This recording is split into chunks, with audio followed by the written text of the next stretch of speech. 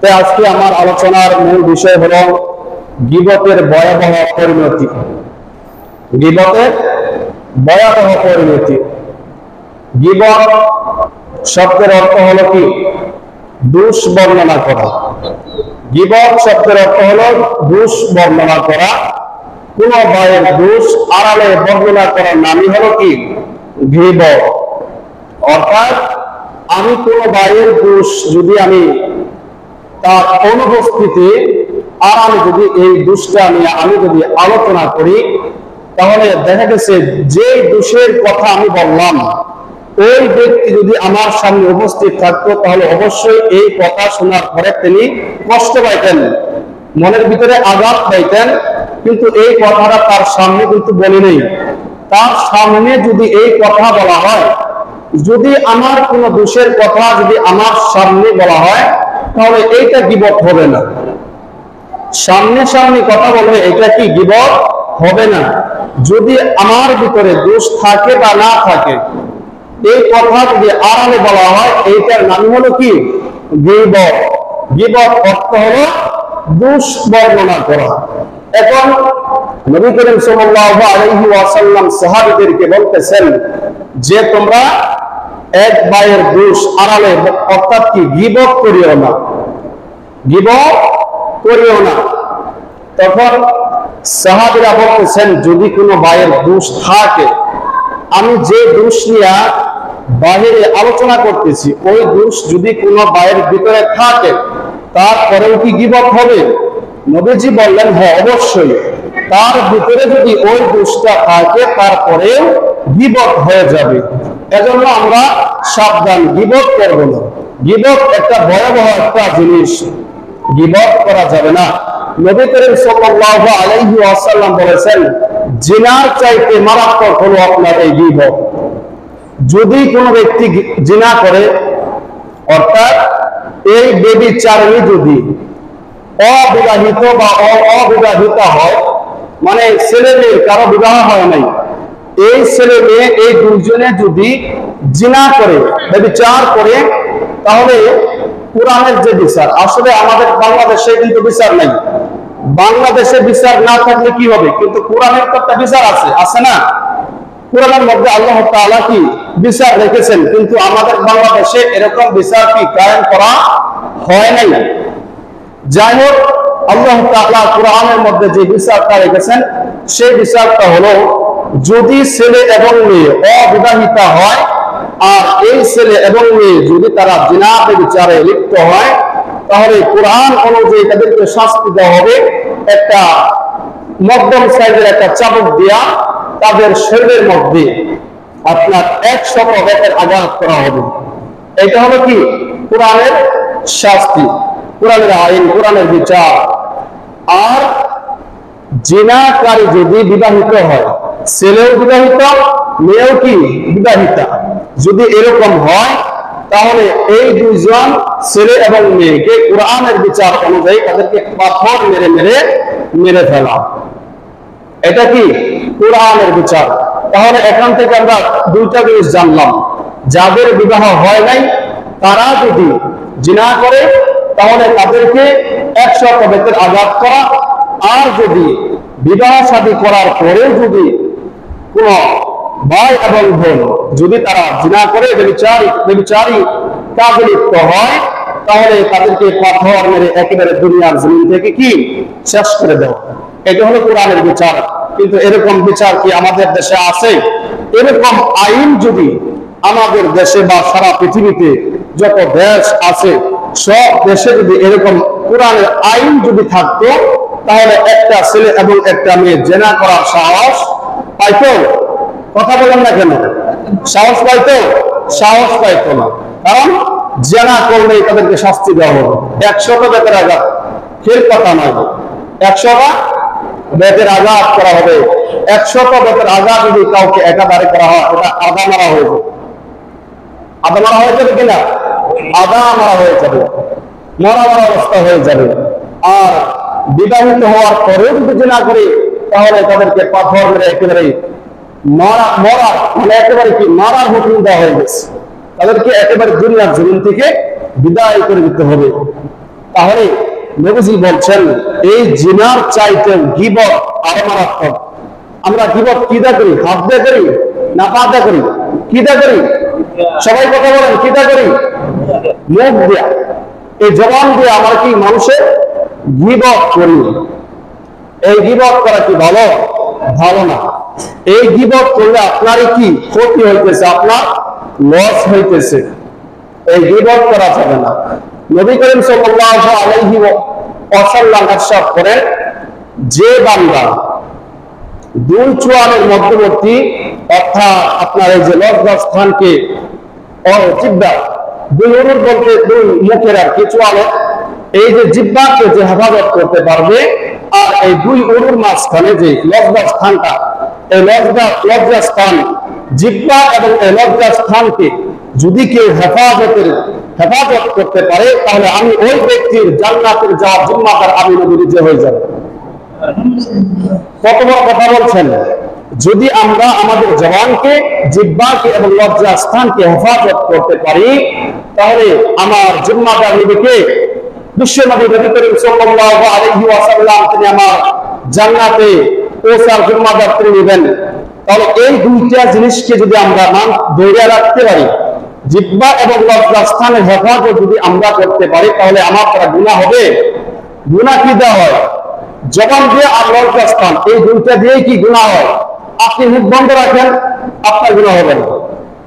দেখেন, আপনি দোকানের মধ্যে বসে আছেন, সেখানে যদি আপনি বসে 100 কথা বলেন, 100 কথার মতো দেখা গেছে আপনার 80টা বা 90টা কথাই আপনার মিথ্যা কথা, মিথ্যা কথা।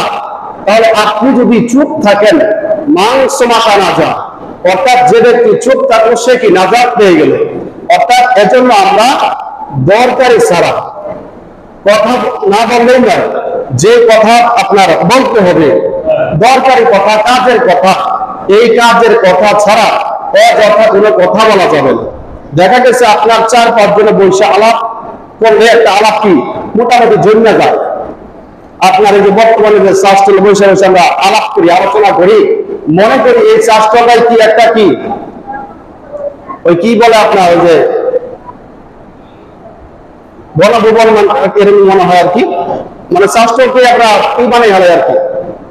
তো ওইখানে বসে 4-5 জন মিলে আমরা আলোচনা করি, সেখানে কি মানুষের দোষ এগুলো কি আমরা আলোচনা করি, অমুকের এই দোষ, অমুকের এই দোষ, এগুলো নিয়ে কি আমরা আলোচনা করি। অর্থাৎ মানুষের দোষ নিয়ে আলোচনা করলে, অর্থাৎ গীবত করলে আমাদের কি মজা লাগে? মজা লাগে না? যখন আমরা মানুষের গীবত করি তখন আমাদের অনেক মজা লাগে, কথা বলতে কি অনেক মজা লাগে। যদি কোনো ভাইয়ের গীবত করে, দোষ বর্ণনা করতেছে, দেখা গেছে কিছু কথা বলতেছে আর কিছু রয়ে গেছে, তখন আরেক ভাই উস্কানটা বলতো, কিরে শেষ তো করলি না, আর তো কথা রয়ে গেছে। অর্থাৎ কি গীবত শুনতে কি তাদের কি আরো আগ্রহ আছে। কিন্তু ওয়াজ মাহফিল, ওয়াজের ময়দানে হুজুর যদি একটা ঘটনা টানে, শেষ হয় নাই, কিছু অল্প কিছু আছে, কিন্তু এইটা মনে জাগবে না যে হুজুর শেষ করে দেন, যেহেতু ঘটনাটা আপনি কি হানজাইছেন, এই ঘটনাটা আপনি শেষ করে দেন, নামাই দেন। এখানে এই কথা বলে না, ওই গীবত করতে কি মজা লাগে। আল্লামা রশিদ আহমদ গঙ্গী রহমতুল্লাহি আলাইহি তিনি বলেছেন, মানুষ যে গীবত করে, এই গীবত করলে আপনার এই ঘি আর ভাত দিয়ে খেলে যেমন মজা পাওয়া যায়, মানুষ গীবত করে তার চাইতে বেশি মজা পায়। এজন্য খবরদার, গীবত করা যাবে না। গীবত একটা মারাত্মক জিনিস। এজন্য আপনার আমি দ্বিতীয় যে হাদিসখানা এখানে আপনার সম্মুখে তেলাওয়াত করেছি, সেখানে বলেন যে ওয়াকাল আলাইহিস সালাতু ওয়াস সালামু মান কানা যা ওয়াজহাইনি ফিদ দুনিয়া কানা লাহু ইয়াওমাল কিয়ামাতি লিসানুন মিন নার। রাসূল করিম সাল্লাল্লাহু আলাইহি ওয়াসাল্লাম ইরশাদ করেন, যে ব্যক্তি দুনিয়াতে দুই মুখ বিশিষ্ট হয়, নবীজি কি বলছেন? যে ব্যক্তি দুনিয়াতে দুই মুখ বিশিষ্ট হয়, অর্থাৎ আমার সাথে এক কথা বলেন, আবার আরেকজনের কাছে আরেক কথা বলেন। এখানে এজন্য নবীজি বলছেন, দুনিয়াতে যারা দুই মুখ বিশিষ্ট হয়, অর্থাৎ যার কাছে যায় তারই প্রশংসা গায়, কিয়ামত দিবসে ওই ব্যক্তির জিহ্বা হবে আগুনের। জিহ্বা কিসের হবে? আগুনের জিহ্বা হবে। আচ্ছা আপনারা বলেন, এখানে নবীজি যেহেতু বললেন দুনিয়াতে যারা দুই মুখ বিশিষ্ট হবে, আমার কথা আপনার কাছে বলবে, আবার আপনার কথা আমার কাছে বলবে, এরাই হলো কি দুই মুখ। এদের জিহ্বা হবে কি আগুনের জিহ্বা হবে। তাহলে এরকম মানুষ আমাদের সমাজে আছে না নাই? এই দুই মুখওয়ালা মানুষ আমাদের সমাজে আছে না নাই? আমাদের সমাজে আছে। শুধু আমাদের সমাজে নয়, প্রত্যেকটা সমাজে এলাকা এলাকায় এরকম দুই মুখওয়ালা মানুষ আছে। এজন্য আমাদের কি হতে হবে? এক মুখওয়ালা মানুষ হতে হবে।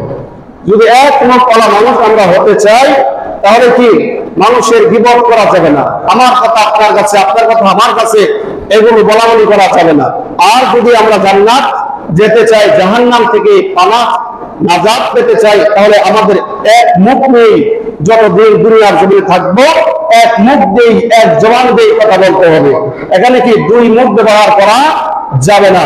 যদি আপনি দুই মুখ ব্যবহার করেন, তাহলে এখানে নবীজি বলেই দিয়েছেন, এখানে আমার কোনো কথা নয়, নবীজির কথা, কিয়ামতের দিন তার জিহ্বা হয়ে যাবে আগুনের, জিহ্বা হয়ে যাবে আগুনের। এজন্য আমরা সাবধান, কারো কথা কারো কাছে বলবো না। এজন্য আপনি দুনিয়াতে যতদিন থাকবেন, আল্লাহ তাআলার ইবাদত, আপনি 5 ওয়াক্ত নামাজ এটা তো আপনি করবেন। শুধু 5 ওয়াক্ত নামাজই পড়া যে এটা ইবাদত তা নয়, এছাড়াও কি আপনার ইবাদত আছে। আপনি মানুষকে দিনের দাওয়াত দিবেন, সুন্দর আচরণের দ্বারা মানুষকে আল্লাহ তাআলার দিকে ডাকবেন, এগুলো কি ইবাদত।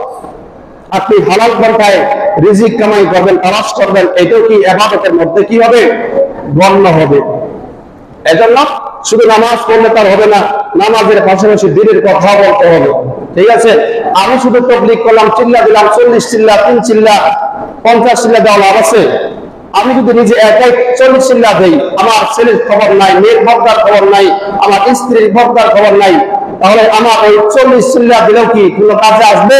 কোনো কাজে আসবে না। এজন্য আমার দাওয়াত দিতে হবে কই? আগে আপনার ঘরে দাওয়াত দিতে হবে। তাবলীগটা আগে ঘরে করতে হবে। নবী করিম সাল্লাল্লাহু আলাইহি ওয়াসাল্লাম তাবলীগটা আগে তিনি কই করছেন? নিজের ঘরে আগে তাবলীগ করছেন। তার সাহাবা ইস্তাগরা আছে, তাদেরকে কি দাওয়াত দিয়েছেন। খাদিজা রাদিয়াল্লাহু তাআলা আনহা, আয়েশা রাদিয়াল্লাহু তাআলা আনহা, আলী রাদিয়াল্লাহু তাআলা আনহু, উসমান, এগুলো কি দাওয়াত দিয়েছে। নিজের মানুষ যারা আছে, কাছের মানুষ, তাদেরকে আগে দাওয়াত দিয়েছে। যখন দেখা গেল আর কাজ হচ্ছে না, তখন আপনার তায়েফে গেছে দাওয়াত দেওয়ার জন্য, সেখানে কাজ হয় নাই, তখন ওই তায়েফের যে বড় বড় নেতা আছে, তারা ছোট ছোট যে পোলাইপান আছে আপনার যুবক ভাই, তাদেরকে বলে দিল যে এটা তো পাগল, এটা কি পাগল হয়ে গেছে, এই পাগলটাকে তোমরা পাথর নিক্ষেপ করে করে কি তাড়ায় দাও। তখন এই ছেলেগুলো আপনার 5 কিলোমিটার পর্যন্ত রোগীকে পাথর মেরেছে। পাথর নিক্ষেপ করার কারণে আপনার শরীর থেকে রক্ত বাইর হয়ে গেছে, বাইর হইয়া সেগুলো আপনার জুতা মোবারকের মধ্যে রক্ত আটকে গেছে। এত কষ্ট নিজেকে দিয়েছে, তারপরেও কি দিনের দাওয়াত বন্ধ করছে? দিনের দাওয়াত দেওয়া বন্ধ করে নাই। এজন্য আপনাকে সর্বপ্রথম তাবলীগ করতে হবে আপনার ঘরের মধ্যে। আপনার ঘর যদি আপনি ঠিক করতে পারেন, তাহলে আপনি বাইরে গেলেও আপনার যে কথাগুলো আপনি বলবেন, এই কথার আসর করবে, এই কথার মানুষ মূল্যায়ন করবে। আপনার কথা শোনার পরে মানুষ আপনার দিকে আসবে যে এই লোকটা ভালো লোক, অটোমেটিক হয়ে যাবে। কারণ আপনার মধ্যে যদি আমল না থাকে, ওই আমল যদি আপনি মানুষের কাছে বলেন, প্রচার করেন, ওই আমলের দ্বারা, ওই কথার দ্বারা কোনো ফায়দা হবে না। ওই কথা শোনার পরে কোনো ভাই আমল করবে না। এজন্য আমার নিজে আগে আমল থাকতে হবে। যে কথাগুলো আমি বলতেছি, এই কথাগুলোর উপর আগে আমার কি আমল থাকতে হবে। যদি আমি আমল করি ওই কথার উপর, তাহলে আমি যদি এই কথাগুলো মানুষের উপর বলি, তাহলে ওই কথা অবশ্যই মানুষের উপর কি হবে? আসর করবে। মানুষ অতি তাড়াতাড়ি হেদায়েতের দিকে কি আসতে থাকবে, মানুষ আমল করতে উদ্বুদ্ধ হবে। এজন্য আমার আলোচনার মূল টার্গেট হলো কি গীবত সম্পর্কে। এখন গীবত আমি যে করলাম, কোন ভাইয়ের গীবত যে আমি করলাম, এর দ্বারা আমার ক্ষতি হইতেছে। কেমনে ক্ষতি হইতেছে? একটা ঘটনা বলি। আপনার ইয়ামিন দেশ থেকে একজন ভাই, তিনি আমাদের মাযহাবের যে ইমাম, নাম কি জানেন? আমাদের মাযহাবের ইমামের নাম কি? ইমাম আবু হানিফা রাহমাতুল্লাহি আলাইহি। তার কাছে তিনি আসবেন একটা মাসআলা জানার জন্য। অনেক দূর থেকে তিনি আসতেছেন। তা আসার পরে এই ইমাম আবু হানিফা রাহমাতুল্লাহি আলাইহি এর বাড়িতে যাওয়ার আগে একটা বাজার আছে। তো এই বাজারে আসার পরে এক দোকানদার ভাইকে জিজ্ঞাসা করলো যে, ভাই আমি অনেক দূর থেকে এসেছি, আপনি কি ওই ইমাম আবু হানিফা রাহমাতুল্লাহি আলাইহির বাড়ি কোনটা বা কোন রাস্তা দিয়ে গেলে তার বাড়িতে, হুজুরের বাড়িতে যাওয়া যাবে, এই রাস্তাটা একটু আমাকে দেখাই দেন। তখন সে বলল, ওই দোকানদার ভাই বলল, আপনি কিসের জন্য এসেছেন? সে বলল, আমি একটা মাসআলা জানার জন্য হুজুরের কাছে যাইতেছি, আপনি একটু রাস্তাটা দেখাই দেন। সে বলতেছেন, দূর মিয়া, ওইটা একটা মৌলবী হইলো। ওই দোকানদার ভাই বলতেছে, দূর মিয়া, এটা একটা হুজুর হইলো, আপনার কি মাসআলা জানার দরকার আমার কাছে বলেন। দোকানদার ভাই বলতেছে, কি আমার কাছে বলেন, আমি আপনার মাসআলা কি বলে দিতেছি, উত্তর দিয়ে দিতেছি। তখন এই ভাই বলতেছেন যে, আমি তো আপনার কাছে মাসআলা জানার জন্য আমি আসিনি, আমি আপনাকে বলছি হুজুরের বাড়ি কোথায়, আপনি জানলে বলবেন, না জানলে বলবেন না, সমস্যা নাই, আমি অন্য কোনো ভাইয়ের কাছে জিজ্ঞাসা করে নিব, আপনি এখান থেকে চলে যান, আমার সাথে কোনো কথা বলবেন না। তিনি চলে গেলেন। অর্থাৎ এই দোকানদার ভাই কি ইমাম আবু হানিফার নামে কি প্রশংসা করছে না অপমান করছে? দুর্নাম করছে, তার দোষ বর্ণনা করছে। এবার ওই ভাই তিনি আরেকটা দোকানদারের কাছে গেল, যাওয়ার পরে বলতেছেন যে, ভাই অমুকের বাড়ি কোথায়? তখন সে বলল যে, এই রাস্তা দিয়ে যান, ওই রাস্তার সামনে কি হুজুরের বাড়িটা আছে। এইবার তিনি গেলেন, যাওয়ার পরে সবকিছু আলোচনা করার পরে, মাসআলাটা জানার পরে, তখন হুজুরকে বলল যে, হুজুর আপনার কি এই যে বাজারটার সামনে, এই বাজারে কোন দোকানদার ভাইয়ের সাথে কি আপনার কোনো শত্রুতা আছে? কয় না, আমার তো কোনো ভাইয়ের সাথে শত্রুতা নাই। আসলে দেখবেন মানুষ গীবত করে কার? শত্রু, শত্রুর গীবত করে। আপনি যদি আমার বন্ধু হন, তাহলে আমি কিন্তু আপনার কি গীবত করবো না। গীবতটা কার করে? শত্রুর করে। আপনার সাথে আমার শত্রুতা, আমি আপনার গীবত করলাম, গীবত করে কি আমি আপনার উপকার করলাম। কেমন উপকার করলাম একটু বড় এটা ভাবেন। এবার হুজুরকে বলতেছেন যে, আপনার কি ওই দোকানদার ভাইয়ের সাথে কারো সাথে কি আপনার কোনো দুশ্মনী আছে, শত্রুতা আছে? কয় না। তাহলে ওই দোকানদার ভাই আপনার নামে যে উৎসারণা গাইলো, গীবত করলো, আপনার দোষ বর্ণনা করলো, তাহলে আসো চলো যাই। কোন দোকানদার ভাই এই কথা বলেছে? যাও চলো তার কাছে যাই। এবার হুজুর চলে গেলেন। যাওয়ার পরে সর্বপ্রথম বাজারের ভিতরে আপনার যে আঙ্গুর ফল কমলার দোকান আছে না, সেই দোকানের কাছে গেলেন। যাওয়ার পরে আপনার কমলা, আপেল এগুলো এক ব্যাগ কিনছে। কেনার পরে ওই ভাই বলতেছেন যে, হুজুর এগুলো কেন এখন কিনতেছেন? যখন আপনি বাড়িতে চলে যাবেন, ওই যাওয়ার সময় এই আপেল, কমলা, আঙ্গুর এগুলো আপনি কিনে নিয়ে যাবেন। সে বলো, তুমি কোনো কথা বললো না, আমি কি করি এইটা শুধু তুমি আমার সাথে থাইকা দেখো। এবার এগুলো কমলা, আপেল কিনা ওই দোকানদারের ভাইয়ের কাছে গেছে, যে কোন দোকানদার ভাই আমার নামে গীবত করছে, দোষ বর্ণনা করছে, তার কাছে নিয়ে যাও। নিয়ে যাওয়ার পরে বলতেছেন, এই দোকানদার ভাই আপনার নামে কি দোষ বর্ণনা করছে, সে মিথ্যা কথা বলতে পারবে? আমার সামনে এসে বলছে। এবার দোকানদার ভাই একটু হতভম্ব হয়ে গেছে, যে এবার আমি ধরা খাই গেলাম। এইবার এই ইমাম আবু হানিফা রাহমাতুল্লাহি আলাইহি ওই দোকানদার ভাইকে এই আপেল এবং কমলা ফলিটা তার কাছে হাতে দিয়ে দিলেন। তখন এই ভাই বলতেছেন, আপনার কি মাথা খারাপ হয়ে গেছে নাকি? যে ভাই আপনার নামে দোষ বর্ণনা করলো, গীবত করলো, আপনি তাকে শাস্তি না দিয়া, কোনো কথা না বইলা আপনি তাকে উল্টা আর আপেল কমলা দিতেছেন, এটা তো কোনো মানে বুঝলাম না, এই কথার কোনো তাৎপর্য বুঝলাম না। তখন আবু হানিফা বলতেছেন, সে যেহেতু আমার নামে গীবত করছে, গীবত করার কারণে আমার আমলনামায় যত গুনাহ হয়েছে, এইগুলো গুনাহ সব তার আমলনামায় নিয়ে আনিছে। কি আমার গুনাহগুলো সব তার আমলনামায় চলে গেছে। আর তিনি যে কি নেক আমল গুলা করছে, সব নেক আমল আমি আবু হানিফার আমলনামায় চলে আসছে। এই যে একটা উপকার তিনি করছেন, এই জন্য আমি তাকে এইগুলো হাদিয়া তাকে দিলাম। তাহলে গীবত করলে কি লাভ না লস? সমস্যা নাই, গীবত করেন। এখন আপনাদের ইচ্ছা, আপনারা গীবত বন্ধ করবেন নাকি নতুন করে আবার ধরবেন। গীবত করলে কোনো লাভ নাই। এত ইবাদত, এত বন্দী করলাম, দোকানে বৈশা, হস্টেলে বৈশা, মসজিদের বারান্দা বৈশা মানুষের গীবত করলাম, সমালোচনা করলাম, আর আমার আমলগুলো ওই ভাইয়ের আমলনামায় দিয়ে দিলাম, আর ওই ভাইয়ের গুনাহগুলো আমার আমলনামায় আনলাম, কোনো লাভ নেই। আপনি যখন জাহান্নামের আসামি হয়ে যাবেন, তখন আল্লাহ তাআলার কাছে আপনি বলবেন যে, আল্লাহ আমি তো ইবাদত করতে কম করি নাই, নামাজ জীবনে কাজা করি নাই, কামাই করি নাই, রোজা, হজ, যাকাত যা কিছু করা সব করছি, তাহলে এই আমল গেল কোথায়? কিন্তু এই যে আপনি দুনিয়াতে থাকাকালীন গীবত করছেন, গীবত করার কারণে ওই ভাইকে আপনার আমলগুলো সব দিয়ে দিয়েছেন, তার গুনাহগুলো আপনি আনছেন। এখন কি সবাই একটু মনোযোগ দিয়ে কথাগুলো শোনেন। মসজিদে আইসা ওই ঘুম পালে তো হবে না, ঘুমালে চলবে? ঘুমালে চলবে না। এর জন্য একটু সজাগ থাকা কথাগুলো একটু মনোযোগ সহকারে শুনেন। তো এবার ওই দায়িত্বে তিনি ফল, আপেল, কমল এগুলো হাদিয়া দিলেন। তিনি একটা উপকার করছে, আমার গুণাগুলো তিনি নিছে, এজন্য তাকে হাদিয়া স্বরূপ দেওয়া হলো। এজন্য আমরাও সাবধান, এই গীবত থেকে আমরা কি হেফাজত থাকবো। আর একটা লম্বা আলোচনা শেষ বলতেছি, এটা হলো আপনার, আমি যে আয়াতটা তেলাওয়াত করেছিলাম সেই আয়াতের অর্থ হলো যে আল্লাহ তাআলা বলতেছেন যে হে ঈমানদারগণ, তোমরা অনুমান করে কথা বলো না, কারণ অনুমান করে কথা বলা এটা কোনো কোনো ক্ষেত্রে পাপ গুনাহ হয়ে যাবে। আর কারো দোষ বর্ণনা করিও না, গীবত করিও না। আর যদি গীবত করো তাহলে তার আত্মীয় বা তার বড় ভাইয়ের গোশত খাওয়ার সমতুল্য হয়ে যাবে। এজন্য এটা কেউ পছন্দ করবে না। আল্লাহ তাআলা নিজেই বলতেছেন যে কোন মানুষ, কোন মরা মানুষের গোশত খাওয়া কি পছন্দ করবে? আপনারা কি করবেন? কোন মানুষের মরা গোশত কি আপনারা খাবেন? এই কথা বলেন না কেন? খাবেন? খাবেন না, কারণ এই মরা মানুষের গোশতটা কি আপনার দুর্গন্ধ হয়ে যাবে, এটা কেউ খাবে না। আল্লাহ তাআলা নিজেই বলতেছেন যারা গীবত করবে তারা মরা মানুষের গোশত খাবে, অর্থাৎ তোমরা এটা কেউ খাইতে পছন্দ করবে না। সাবধান, তোমরা গীবত করিও না, তোমরা আল্লাহ তাআলাকে কি ভয় করো।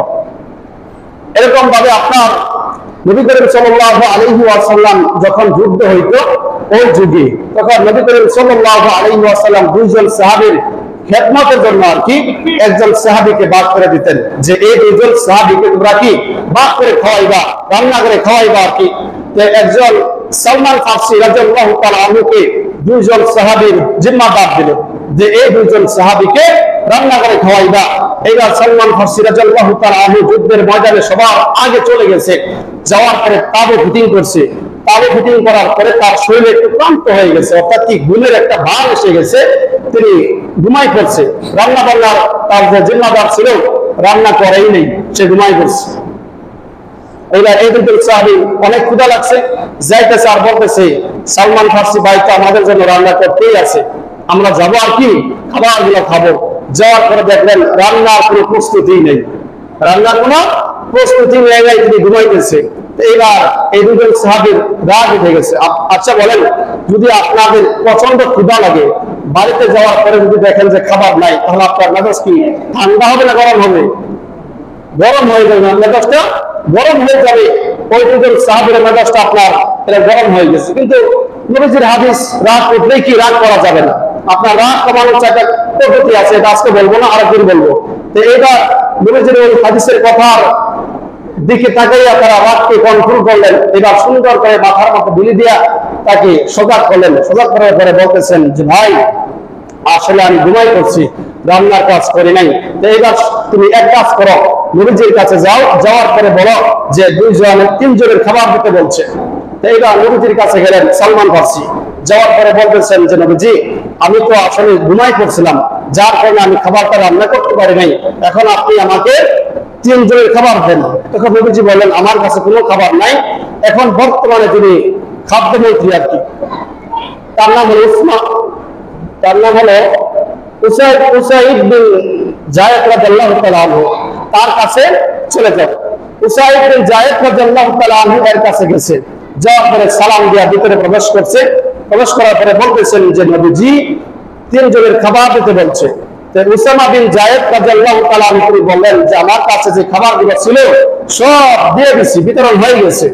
তবে শোনো, যদি আমার তাবুতে কোনো খাবার আসে তাহলে এই খাবারগুলো সঙ্গে সঙ্গে আমি তোমার তাবুতে পৌঁছায় দিব, আমার তাবুতে আর আসার প্রয়োজন নাই। এবার সালমান ফারসি তিনি খালি হাতে চলে আসতেছেন। এই দুইজন সাহাবী দেখতেছে যে সালমান ফারসি খালি হাতে ফিরতেছেন। তখন এই দুইজন সাহাবী চিন্তা করলো, যখন কাছাকাছি এসে গেছে তখন বললো কি ব্যাপার, তুমি কি নবীজির কাছে গেছিলা? হ্যাঁ গেছিলাম, খাবার নাই। উসামা বিন যায়েদ রাদিয়াল্লাহু তাআলা আনহু তার কাছেও গেছিলাম, তার কাছে খাবার নাই। সে বলছে আমার কাছে যখন খাবারগুলো আসবে আমি সাথে সাথে তোমার তাবুতে খাবারগুলো পৌঁছায় দিব। আচ্ছা আপনারা বলেন উসামা বিন যায়েদ রাদিয়াল্লাহু তাআলা আনহু এর কাছে খাবার কি ছিল? খাবার ছিল না। এটা যখন এই দুজন সাহাবীর কাছে পেশ করলো, এই দুইজন সাহাবী তারা চিন্তা করলো, মন্তব্য করলো যে উসামা বিন যায়েদ রাদিয়াল্লাহু তাআলা আনহু এর কাছে খাবার ছিল, কিন্তু কৃপণতা করে দেয় নেই। তাকে কি বলছে? কৃপণ বলছে। আমি যদি আপনাকে বা কাউকে যদি আমি কৃপণ বলি, তাহলে ওই মানুষটা কি অবশ্যই রাগ করবে, কষ্ট হবে। তাহলে এই যে সে আড়ালে ওই ভাইকে কৃপণ বললো, এই যে একটা দোষ, কৃপণ বলা কি একটা দোষ না? এই দোষ বর্ণনা করলো, এটাই কি গীবত হয়ে গেছে। এই সময় আল্লাহ তাআলা ওই কোরআনের আয়াত আল্লাহ তাআলা নাযিল করে দিয়েছেন। এটাই হলো কি শাবে নজুল। এটাই এই সময় আয়াত দ্বারা আল্লাহ তাআলা এটাই বুঝালেন যে তোমরা কি গীবত থেকে কি পরিহার থাকবা, গীবত করবা না।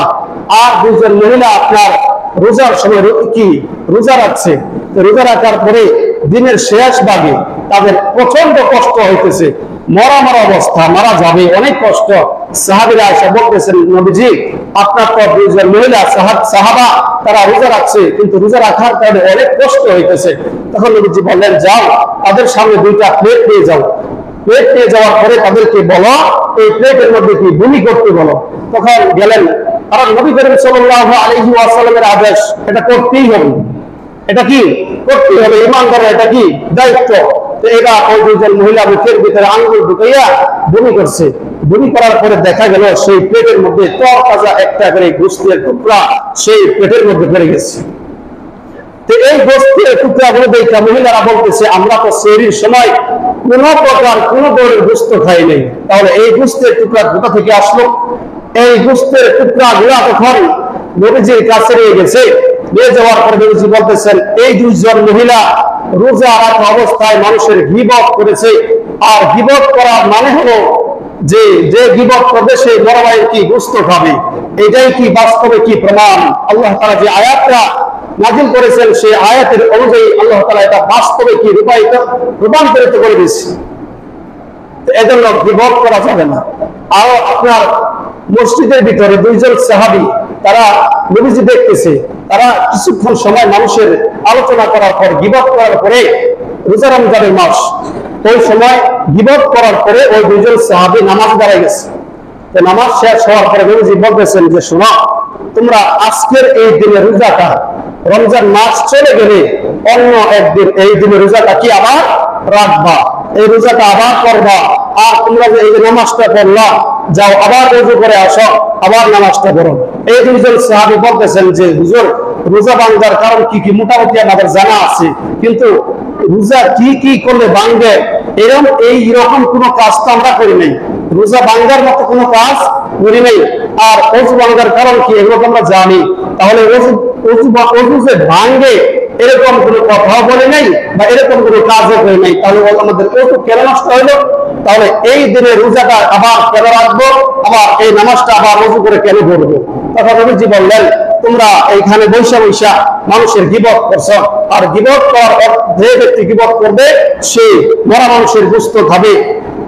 এই যেহেতু তোমরা গীবত করছো, এখন তোমরা এই মরা ভাইয়ের কি গোশতটা তোমাদের কি আহার করা হয়ে গেছে।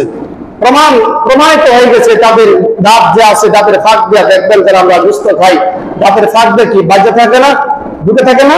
তো ওই দুইজন সাহাবীর দাঁতের ফাঁক দিয়ে এগুলো গোশত ঢুকে আছে। আর মরা মানুষের গোশত দুর্গন্ধ, ওই গোশত থেকেও কি আপনার দুর্গন্ধ আসছে। এই দুইজন সাহাবী অবাক হয়ে গেছে, কারণ এটা কি আল্লাহ তাআলা এটা প্রমাণিত করে দিলেন। আর রোজার সময় যেহেতু আপনার দিনের বেলা খাওয়া কি হারাম না, হালাল খাবার হোক বা হারাম খাবার হোক, যেটাই খান রোজার সময় দিনে এই খাবারটা খাওয়া হারাম। তাহলে যেহেতু তারা গীবত করেছে, খাবার খেয়েছে, তাহলে কি তাদের রোজাটা কি ভেঙে গেছে। আর হারাম খাওয়া পরে আপনার এই ইবাদত কি হবে? ইবাদত হবে না। এর জন্য নবীজি বলছেন যে এই রোজাটা অন্য এক সময় রাখবা, আবার নতুন করে ওযু করে নামাজটা আবার করে নিবা। তাহলে গীবত এটা তো কি ভয়াবহ একটা পরিণতি। এই গীবত আমরা করবো না। গীবত করলে আমারই লস হবে, আমারই ক্ষতি হবে, যার নামে করলাম তার উপকার হবে। আমি কি চাই এত কষ্ট করে আমি আমল গুলা করলাম, এই গীবত করে একটু মজা নিলাম আর আমল গুলা ওই ভাইকে দিয়ে দিলাম, এটা আর কেউ করবেন না। আর দুই মুখ বিশিষ্ট আর কেউ হবেন না, এক মুখ নিয়েই জিন্দেগি পার করার চেষ্টা করবেন। ঠিক আছে, যা কিছু আলোচনা করলাম আল্লাহ তাআলা সর্বপ্রথম আমাকে এবং আপনাকে সকলকে আমল করার তৌফিক দান করুন। আর যারা সুন্নাত পড়েন নাই, 4 রাকাত ক্বাবলা জুমা সুন্নাত পড়ে নিন। ওয়া আখিরু দাওয়ানা আলহামদুলিল্লাহি রাব্বিল আলামিন।